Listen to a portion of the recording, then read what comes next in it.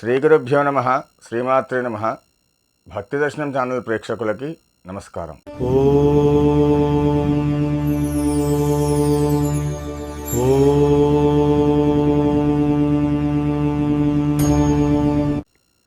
మనకు తెలుగు కాలమానం ప్రకారం 12 మాసాలు ఉంటాయని అందరికీ తెలిసినటువంటి అంశమే.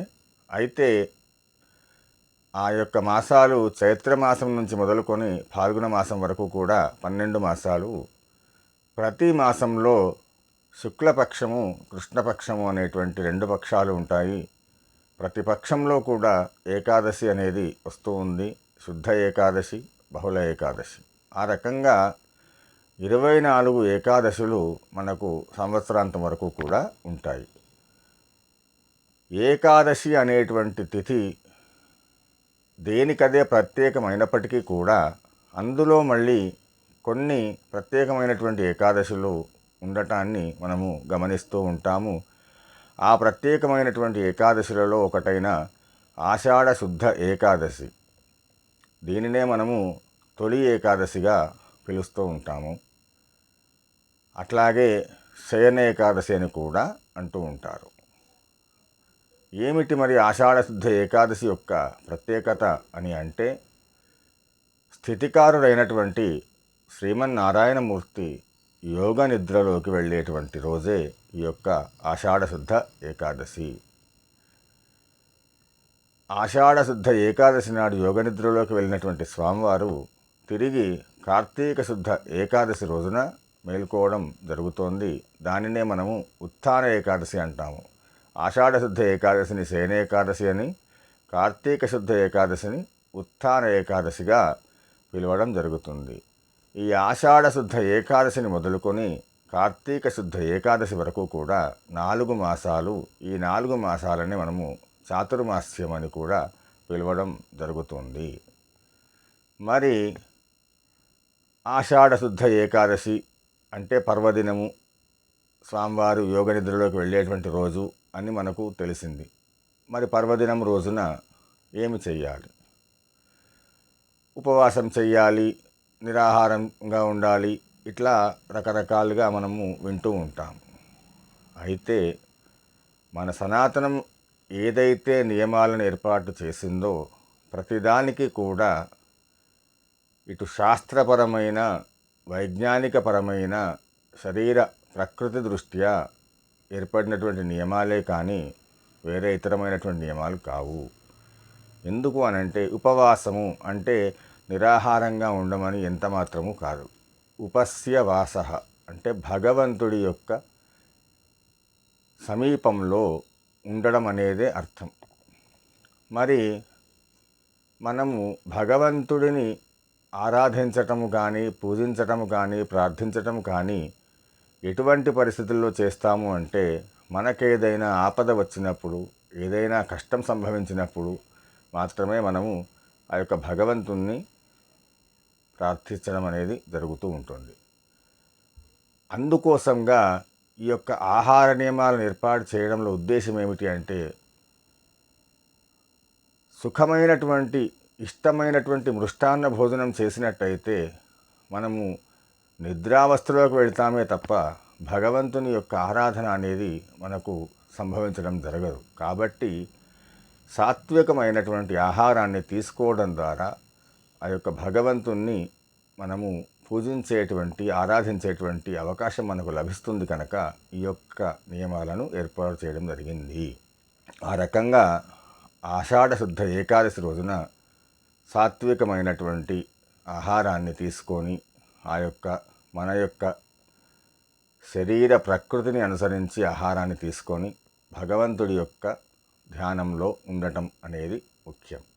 అంతే తప్ప మొత్తం నిరాహారంగా ఉండి శరీరాన్ని ఇబ్బంది పెడుతూ సేవ చేయమని కానీ, పూజ చేయమని కానీ ఎక్కడా చెప్పి ఉండలేదు. మీ అవకాశాన్ని బట్టి, మీ శరీర ప్రకృతిని బట్టి, శరీర సామర్థ్యాన్ని బట్టి, శరీర ధర్మాన్ని బట్టి మీ యొక్క ఆహారాన్ని, మీకు ఏదైతే మీ యొక్క ఆరోగ్యానికి సరిపడుతుందో అలాంటి ఆహారాన్ని, అన్నము మాత్రం కాకుండా, బియ్యంతో వండినటువంటి పదార్థాలు కాకుండా ఏవైనా తీసుకొని ఆ యొక్క భగవంతుడి ఆరాధన చేయండి. మరి ఒక అంశం ఏమిటంటే స్వామివారు ఈ యొక్క రోజున యోగ నిద్రలోకి వెళ్తారు అని చెప్పేసి తెలుసుకున్నాము. మరి యోగ నిద్రలో స్వామివారు ఉండగా స్వామివారిని ఆరాధించటం వలన ఏమి ఫలితం కలుగుతోంది? మరి స్వామివారి యోగ నిద్రలో ఉన్నప్పుడు మాత్రమే ఎందుకు మనం ప్రత్యేకమైనటువంటి ఆరాధన కానీ ప్రత్యేకమైనటువంటి పూజలు కానీ ఎందుకోసము చేయాలి అనేటువంటి అంశాలకు మనము రకరకాలైనటువంటి ఉపమానాలు తీసుకోవచ్చు. కానీ ఒకసారి మనము తార్కికంగా గనక ఆలోచించినట్టయితే మనము మన యొక్క స్నేహితులు కానీ బంధుమిత్రులు కానీ మన శ్రేయోభిలాషులను కానీ మనకు వారితో ఏదైనా అవసరం ఏర్పడినప్పుడు వారిని మనము ఆ యొక్క అవసరం కోసంగా వారిని సంప్రదించడం అనేది జరుగుతూ ఉంటుంది. అయితే కొన్ని సందర్భాలలో వారు ఏదైనా పనిలో ఉన్నప్పుడు వారిని మనం ఇబ్బంది పెట్టకుండా వారి యొక్క విరామ సమయాన్ని గమనించుకొని ఆ యొక్క విరామ సమయంలో మనకున్నటువంటి అవసరాన్ని చెప్పడం ద్వారా వారు ఆ యొక్క అవసరానికి తగినట్టుగా మనకు సహకరించడం అనేది జరుగుతూ ఉంటుంది. పని వేళల్లో ఎవరికైనా కూడా ఇబ్బంది జరుగుతుంది. అదేవిధంగా స్థితికారుడైనటువంటి శ్రీమన్నారాయణమూర్తి వారి యొక్క కాలమాన పరిస్థితులు వేరైనప్పటికీ మన యొక్క కాలమానం దృష్ట్యా ఈ యొక్క 12 మాసాలలో 8 మాసాలు కూడా అందరి యొక్క స్థితిని వారు అనుసరింపజేస్తూ ఆ యొక్క పనులలో ఉంటూ అవిరామమైనటువంటి శ్రమలో ఉంటారు. ఈ యొక్క 4 మాసాలు వారు యోగ నిద్రలో ఉంటారు. ఈ యొక్క యోగ నిద్ర సమయము స్వామివారికి ఒక రకంగా విరామ సమయం. ఆ యొక్క విరామ సమయంలో మనం స్వామివారిని ఆరాధించడం ద్వారా ఈ యొక్క ఆరాధనలలో ఉన్నటువంటి మన యొక్క శ్రద్ధని భక్తిని స్వామివారు గమనించి ఆ యొక్క శ్రద్ధాభక్తులను అనుసరించి స్వామివారు మన పైన అనుగ్రహాన్ని ప్రసాదింపచేయడం అనేది జరిగేటువంటి అవకాశం ఉంటుంది కనుక ఈ యొక్క 4 మాసాలకి ఆ యొక్క ప్రత్యేకత అనేది ఉంది. ఆ విధంగా మరి చాతుర్మాస్యము అనేది ఎక్కువగా సన్యాస దీక్ష తీసుకున్నటువంటి యతీశ్వరులు సాధువులు స్వాములు ఈ యొక్క వ్రతాన్ని చేస్తూ ఉంటారు. మరి వారికే పరిమితమైనటువంటి వ్రతమా ఇది?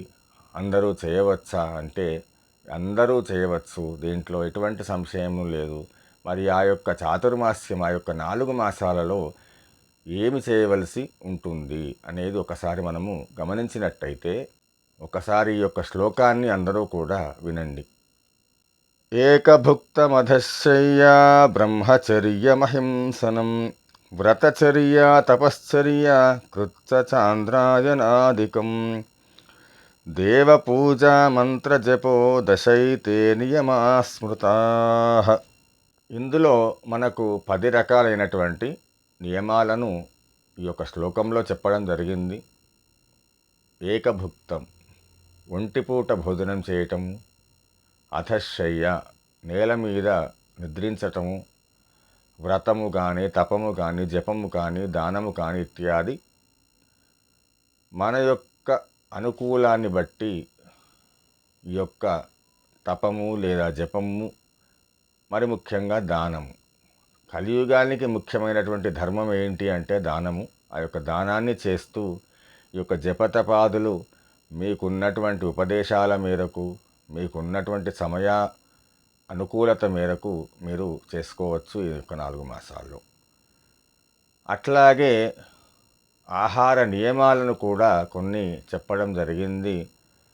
కేవలము ఈ యొక్క వ్రతదీక్ష కోసమనే కాకుండా మన యొక్క ఆహార నియమాలన్నీ కూడా నేను ముందుగా చెప్పినట్టుగా వాతావరణ పరిస్థితులకు అనుగుణంగా ప్రకృతి యొక్క మార్పులకు అనుగుణంగా మన శరీరానికి ఆ యొక్క వాతావరణ పరిస్థితులలో ఏదైతే సమతుల్యతను ఇస్తుందో అటువంటి ఆహారాలను మనము ప్రాచీనమైనటువంటి సనాతనం నుంచి కూడా స్వీకరించడం అనేది జరుగుతూ ఉంటుంది. అట్లాగే ఈ యొక్క 4 మాసాలలో మొదటి మాసంలో ఆకుకూరలను, రెండవ మాసంలో పెరుగును, మూడవ మాసంలో పాలను, 4వ మాసంలో పప్పు ధాన్యాలను వదిలివేయటం అనేది ఒక నియమంగా ఉంటుంది. అంటే మొదటి మాసం అంటే శ్రావణ మాసంలో ఆకుకూరలను, భాద్రపద మాసంలో పెరుగును, ఆశ్వయుజ మాసంలో పాలను, అట్లాగే కార్తీక మాసంలో పప్పు ధాన్యాలను వదిలి మిగిలినటువంటి ఆహారాలను మనము స్వీకరించవచ్చు.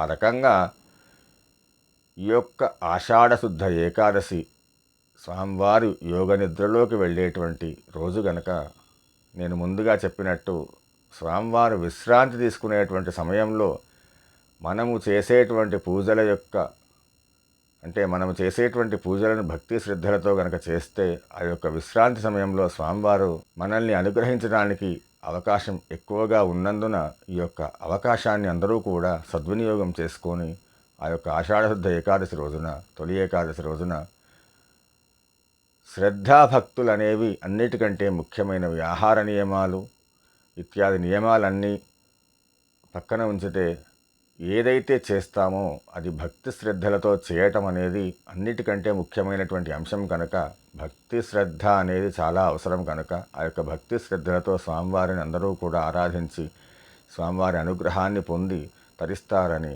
ఆశిస్తూ ఈ యొక్క వీడియో, ఈ యొక్క అంశం మీకు నచ్చినట్టయితే లైక్ చేయండి, మీ బంధుమిత్రులకు షేర్ చేయండి.